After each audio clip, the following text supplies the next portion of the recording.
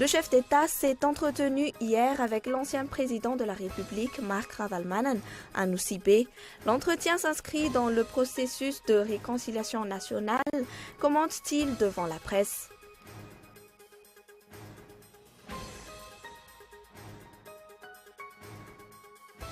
Le comité de pilotage du marché de l'agua a délivré ce jour le certificat d'éligibilité à 3 industries malgaches. Ces industries pourront commencer leurs exportations au plus tard la semaine prochaine. D'autres dossiers sont en cours d'étude.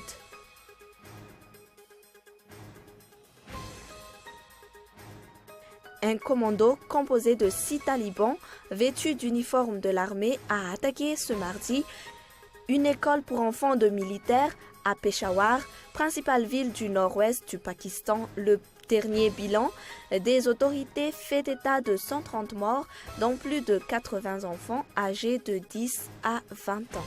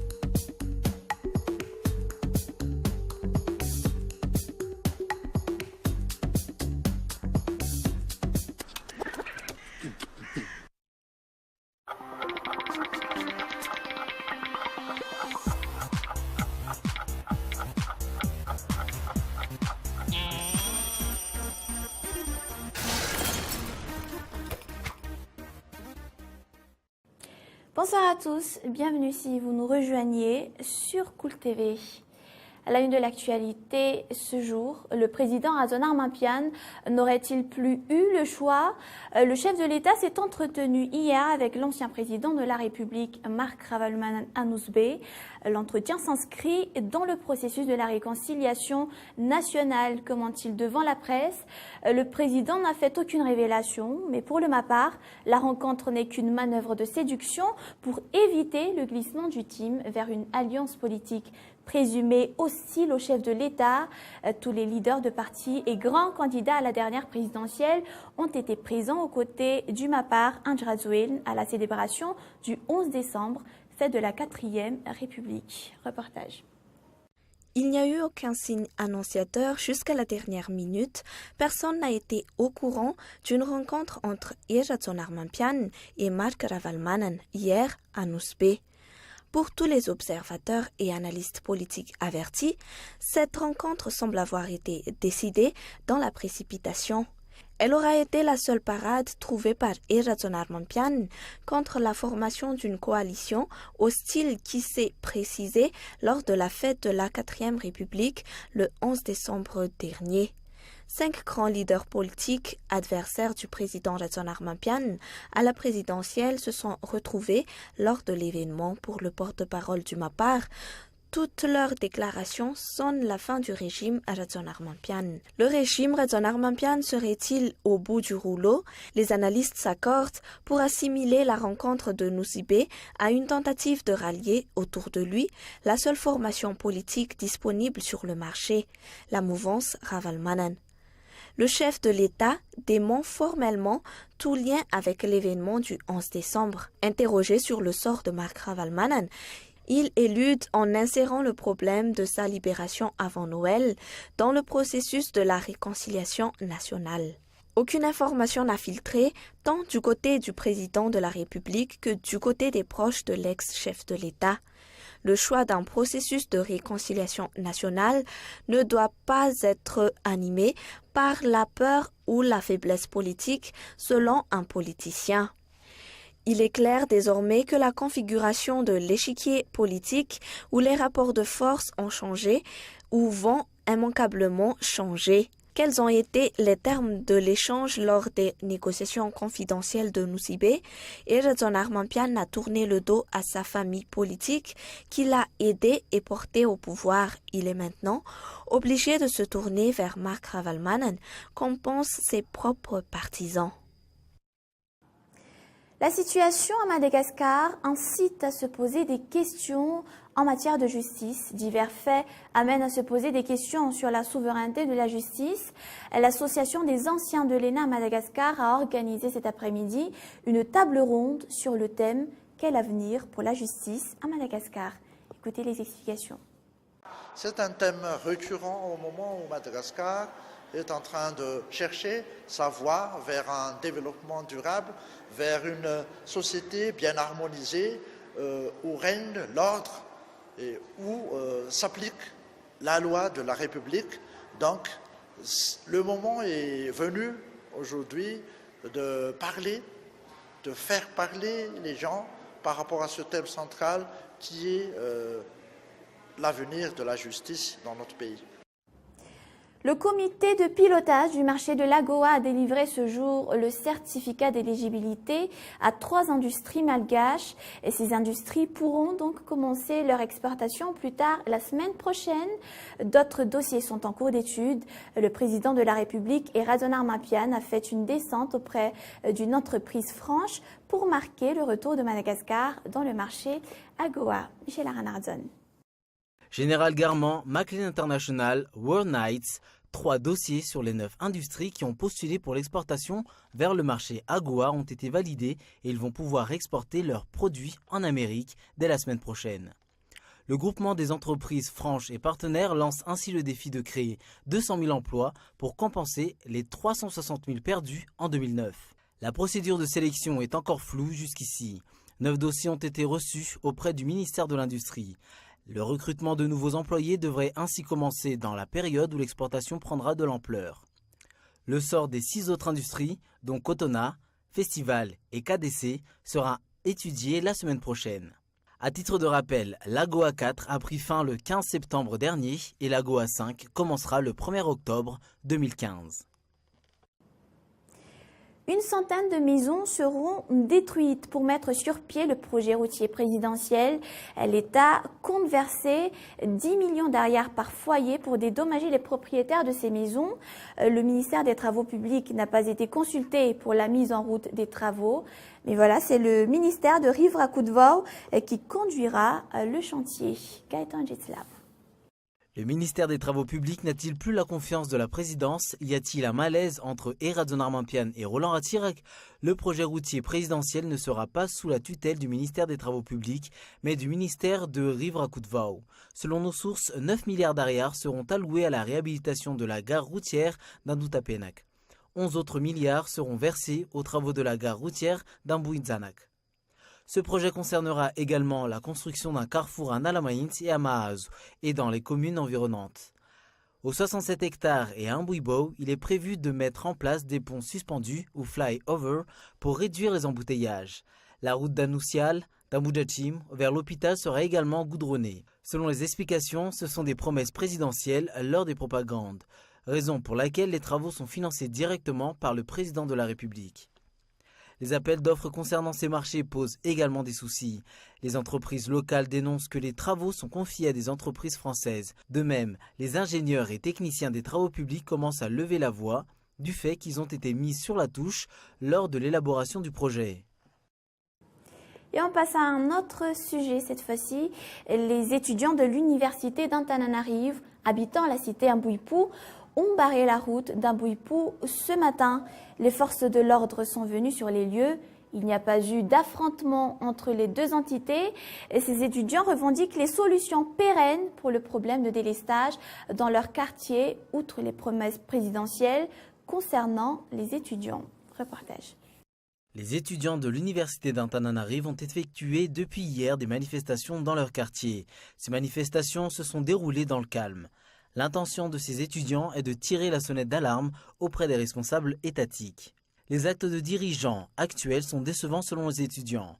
Aucune promesse n'a été tenue. Les coupures d'électricité sont de plus en plus fréquentes, tout comme les coupures d'eau. Les bourses ne sont pas encore payées, etc. Le délestage dure 6 heures par jour, si avant cela n'a été que de 2 heures au maximum. Ces étudiants revendiquent ainsi rapide car ce phénomène touche directement à leurs études. Les étudiants poursuivront leur manifestation jusqu'à ce que les autorités prennent leurs responsabilités. La pêche illicite de crevettes a connu une hausse le long des côtes malgaches.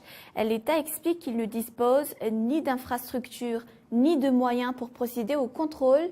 La production a connu une baisse de 2600 tonnes pour cette année contre 4900 tonnes en 2010. Un grand danger plane, les crevettes qui ont fait la réputation de Madagascar en matière d'exportation ne sera plus qu'une histoire. Toutefois, Madagascar reste le premier fournisseur de crevettes pour la France. Les détails. L'État ne domine pas le contrôle des côtes malgaches. Le ministère ne dispose que de quelques infrastructures. Cependant, il est dit que des grands navires font le va-et-vient aux alentours des côtes durant cette période de clôture annuelle. Ceci représente une menace pour l'avenir de la pêche crevettière malgache. La pratique de la pêche traditionnelle fait également partie des embarras sur la pêche crevettière à Madagascar. L'utilisation des filets de pêche détruit les mangroves qui sont actuellement en voie de disparition, elles aussi. Roko Anjiamiaram Sajan, directeur général de Soche Diploma, avance que seul le strict contrôle du respect de la saison de clôture de la pêche et le nombre de pêcheurs pourra résoudre ces problèmes. Néanmoins, Madagascar tient toujours la première place sur la qualité des crevettes exportées. Le groupement des pêcheurs et des éleveurs de crevettes prend ses responsabilités. Le GAPCM a fêté ses 20 ans d'existence ce jour. Et on passe aux actualités internationales. Un commando composé de 6 talibans vêtus d'uniforme de l'armée a attaqué ce mardi une école pour enfants de militaires à Peshawar, principale ville du nord-ouest du Pakistan. Le dernier bilan des autorités fait état de 130 morts, dont plus de 80 enfants âgés de 10 à 20 ans. L'assaut a duré près de 7 heures et tous les assaillants sont morts, dont l'un en faisant exploser la bombe qu'il portait sur lui. C'est un reportage de France 24. L'armée a quadrillé le secteur et l'opération pour déloger les assaillants a pris fin.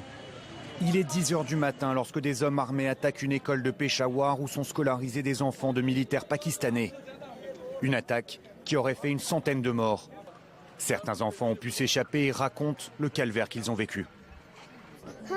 Nous faisions nos devoirs. Soudain, on a entendu des tirs. Mais le professeur nous a dit de ne pas paniquer, que c'était peut-être un exercice. Et puis on a vu l'armée rentrer dans l'école. Un officier nous a dit « Sortez tous par la porte de derrière ». L'attaque a été revendiquée par les talibans pakistanais, des combattants islamistes qui parlent d'un acte de représailles après les offensives de l'armée contre leurs frères dans la région. L'armée a tué 9 talibans lors de l'assaut et affirme que ces kamikazes avaient placé des engins explosifs dans l'école, ce qui a ralenti les opérations. Un des professeurs explique comment les combattants ont fait irruption dans le bâtiment. On était assis à la cantine quand on a vu à l'extérieur 6 personnes qui grimpaient sur un mur. On a cru qu'ils jouaient à un jeu avec les enfants, mais en fait, ils étaient lourdement armés. Ils ont commencé à tirer sur nous, alors on a couru vers les salles de classe et on a fermé les portes. Les hommes entraient dans chacune des pièces. Ils tiraient et tapaient les enfants et les enseignants. À l'extérieur de l'école, des parents inquiets attendaient dans la matinée des nouvelles de leurs enfants, à l'image de ce père arrivé tôt sur les lieux. J'ai reçu un coup de fil disant que des combattants étaient entrés dans l'école et tiraient sur les gens. Je me suis dépêché de venir ici, je suis arrivé à 11 h. Un de mes fils a pu sortir sain et sauf, mais un autre serait encore à l'intérieur. Mes proches font le tour des hôpitaux pour essayer de le trouver. Dès l'annonce de l'attaque, le Premier ministre pakistanais a décidé de se rendre à Peshawar. Nawaz Sharif parle d'une tragédie nationale, d'une attaque perpétrée par des sauvages. L'atmosphère était au recueillement ce mardi matin à Sydney, quelques heures après la fin de la prise d'otage dans un café du centre-ville et qui s'est soldée par la mort de 3 personnes, dont le preneur d'otages, un réfugié iranien présenté comme instable mentalement. Des centaines de bouquets de fleurs déposés par des Australiens avant de se rendre au travail formaient un sanctuaire de fortune près du café. Toujours un reportage de France 24. unis dans la douleur. Comme ces jeunes, ils ont été des milliers d'Australiens à venir rendre un dernier hommage aux victimes de la prise d'otages. Des bouquets de fleurs par centaines ont été déposés non loin du café où s'est déroulé le drame. Des anonymes, mais également le Premier ministre Tony Abbott et son épouse sont venus se recueillir et écrire quelques mots d'adieu. Dans tout le pays, les drapeaux ont été mis en berne. Un jour à peine après l'attaque, beaucoup d'Australiens sont encore sous le choc. Ils sont restés unis durant tout ce temps passé dans la peur. Nous sommes tellement tristes pour eux. J'ai le cœur brisé. C'est terrible. Je pense que c'est le premier assaut que nous avons eu ici, ou la première attaque terroriste en Australie. Je me sens mal pour les victimes, évidemment. Tout ça, ça arrive au Moyen-Orient, normalement. Nous avons été épargnés. Et c'est terrible que ce genre de choses nous touche, nous aussi, maintenant. Un service religieux a également été organisé à la cathédrale Sainte-Marie, juste à côté du lieu du drame. Les 2 victimes de la prise d'otage ont été saluées comme des héros, prêts à se sacrifier pour sauver ceux avec qui ils ont vécu leurs dernières heures. Tori Johnson, 34 ans, gérant du café, et Katrina Dawson, avocate de 38 ans et mère de 3 enfants, sont morts au moment où la police d'élite donnait l'assaut. L'enquête devra déterminer dans quelles circonstances ils ont tous 2 été tués. L'heure est au rappel des grands points de ce journal. Le chef de l'État s'est entretenu hier avec l'ancien président de la République, Marc Ravalomanana Anousbé. L'entretien s'inscrit dans le processus de la réconciliation nationale, commente-t-il devant la presse. Cependant, il n'a fait aucune révélation. Le comité de pilotage du marché de l'AGOA a délivré ce jour le certificat d'éligibilité à 3 industries malgaches. Ces industries pourront donc commencer leur exportation au plus tard la semaine prochaine. Et puis une centaine de maisons seront détruites pour mettre sur pied le projet routier présidentiel. L'État compte verser 10 millions d'ariars par foyer pour dédommager les propriétaires de ces maisons. Dans un instant, après Kerols, votre série Perception suivront ce journal, ainsi que 2 films, Ce que veulent les femmes et Unstoppable. C'était le journal, merci de votre attention. On se retrouve demain à la même heure. Au revoir à tous, bonne soirée.